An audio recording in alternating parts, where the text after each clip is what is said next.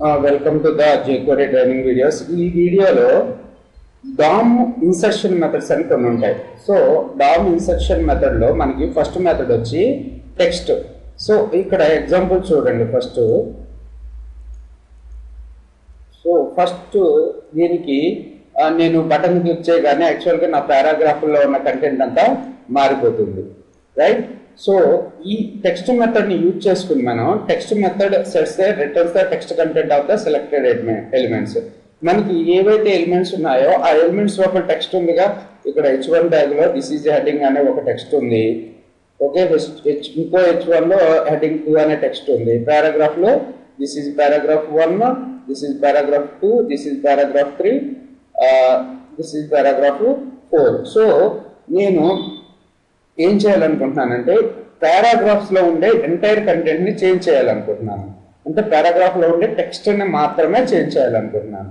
So అలాంటప్పుడు మనకి text method అనేది బాగా యూజ్ అవుతుంది. టెక్స్ట్ మెథడ్ కి సింటాక్స్ ఏంటంటే, సో ఇక్కడ టెక్స్ట్ డాట్ టెక్స్ట్ అనేది మెథడ్. డాట్ టెక్స్ట్ లో ఏం రాస్తున్నాం మనం? ఏదైతే కంటెంట్ మారాలనుకుంటున్నామో ఆ కంటెంట్ ని రాస్తున్నాము. So Ramesh is a good man అని రాశాను. సో ఇక్కడ $P. సో ఏవైతే పారాగ్రాఫ్స్ ఉన్నాయో ఆ పారాగ్రాఫ్ లో ఉన్న టెక్స్ట్ పాతది రిమూవ్ అయిపోయి కొత్తగా ఇది యాడ్ అవ్వాలి. చూడండి ఇక్కడ. సో డాక్యుమెంట్ ని సేవ్ చేశాను. సో ఇందులో నాకు ఎన్ని పారాగ్రాఫ్స్ ఉన్నాయి? 4 పారాగ్రాఫ్స్ ఉన్నాయి. రన్ చేస్తున్నాను డాక్యుమెంట్ ని. ఇక్కడ క్లిక్ చేస్తున్నాను. చూసారా, ఇవన్నీ కూడా పారాగ్రాఫ్ లో ఉన్న కంటెంట్ అంటే Ramesh is a good man అని వచ్చింది. ఈ విధంగా మనం చేంజ్ చేస్తూ ఉంటాం. ఇప్పుడు నాకేం కావాలంటే H1 ట్యాగ్ లో ఉన్నది కావాలి. అప్పుడు ఏం చేయాలి? నేను ఈ పారాగ్రాఫ్ బదులుగా మనం H1 ఎలిమెంట్ ని పెట్టుకున్నాం. అప్పుడు H1 ఎలిమెంట్స్ అన్ని కూడా చేంజ్ అయిపోతాయి. ఇలా కాకుండా నాకు H1 యాక్చువల్గా ఇక్కడ పారాగ్రాఫ్ లో ఒక ఐడి ఇచ్చాను. ఐడి ఈక్వల్స్ టు ర్యామ్ అని ఇచ్చాను. నాకు ఈ పారాగ్రాఫ్ కే మారాలి. ఓకే, అప్పుడు మనం ఏం చేస్తాము? p#ram. సో ఏదైతే ర్యామ్ అనే పారాగ్రాఫ్ ఉందో ఐడి తోటి అదొక్కటే చేంజ్ అవుతుంది అనమాట. చూడండి, 2 డాక్యుమెంట్స్ ని సేవ్ చేస్తున్నాను. Launching Firefox. సో ఏదైతే ఐడి ఉందో ర్యామ్ అనే ఐడి అదొక్కటే చేంజ్ అయింది. ఈ విధంగా కూడా మనం సెట్ చేస్తూ ఉంటాం అనమాట. తర్వాత మనకి నా how to return the text content of the selected items. నాకు ఇప్పుడు ఏం కావాలి అంటే ఈ H1 ట్యాగ్స్ లో ఏదైతే టెక్స్ట్ ఉందో ఆ టెక్స్ట్ నాకు అలర్ట్ పాపప్ బాక్స్ ద్వారా డిస్ప్లే కావాలి.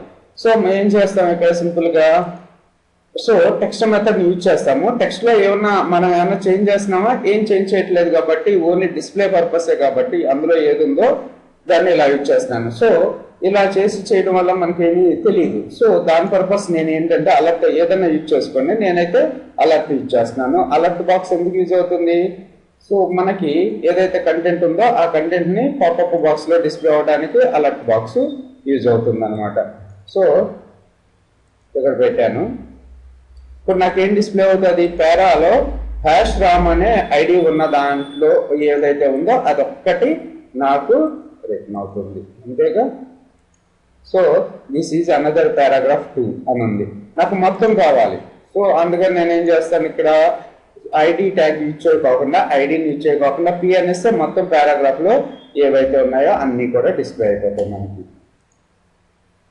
సో రన్ చేస్తున్నాను డాక్యుమెంట్. యాడ్ పారా. చూసారా, మొత్తం అంతా కూడా మనకి వచ్చింది. సో అలర్ట్ అనేది సింపుల్ గా ఉంటుంది కాబట్టి అలర్ట్ ని యూజ్ చేసి చెప్పాను నేను. మీరు మిగతా డాక్యుమెంట్ రైట్ ఈ మెథడ్స్ ఉన్నాయి కదా, వాటిని యూజ్ చేసుకోండి మీరు. తర్వాత వచ్చేసి సో మనం using the function also. Function method ని ప్రీవియస్ వీడియోలో ఫంక్షన్ తోటి ఎలా చేయాలి అనేది చూసాం కదా. అంటే కస్టమ్ ఫంక్షన్ డిఫైన్ చేసుకుని ఆ ఫంక్షన్ యూజ్ చేసుకుని మనం కంటెంట్ ని ఎలా చేంజ్ చేయొచ్చు అనేది చూద్దాం. ఇక్కడ దాని పర్పస్ మనం ఏం చేయాలి? p/text లో ఏం కాల్ చేయాలి? ఏదైనా మనం యూజర్ డిఫైన్ ఫంక్షన్ ని కాల్ చేసుకోవాలి, అంతే కదా. సో దాని purpose function along with the n అనే ఆర్గ్యుమెంట్ తోటి కాల్ చేస్తున్నాను. So function along with n. So మరి ఇందులో మనం కంటెంట్ ని రాయాలి కదా. సో ఈ ఫంక్షన్ కి ఈ కోడ్ ఉన్నప్పుడు మనం ఈ ఫంక్షన్ కి ఒక కోడ్ ఉండాలి కదా. ఆ కోడ్ లో ఏం రాస్తానో చూడండి. ఈ ఫంక్షన్ ఇలా కాల్ చేసాం కదా. సో ఈ ఫంక్షన్ లో మరి నేను ఏం టెక్స్ట్ ని కాల్ చేస్తున్నానంటే దేన్ని రిటర్న్ చేస్తున్నానంటే ఇదో చూడండి ఇక్కడ. So return this p element has the index n. అంటే మనకి ఎన్నైతే పారాగ్రాఫ్ ఎలిమెంట్స్ ఉన్నాయో అన్ని పారాగ్రాఫ్ ఎలిమెంట్స్ కి ఎలా విత్ ద ఇండెక్స్ తోటి కంటెంట్ సెట్ అయిపోతుంది మనకి.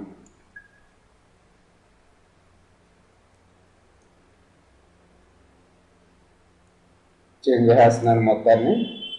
So document dot ready function click function function n అనే ఆర్గ్యుమెంట్ పాస్ చేస్తున్నాను. జనరల్ గా n వాల్యూ ఎంత ఉంటుంది, ఇండెక్స్ 0. సో ఫస్ట్ రిటర్న్ చేసేటప్పుడు p element has index 0, this p element has index 1. ఈ విధంగా మనకి డిస్ప్లే అవుతుంది. చూడండి డాక్యుమెంట్ ని సేవ్ చేశాను, రన్ చేస్తున్నాను. So p element has index 0, index 1, index 2, index 3. Thanks for listening.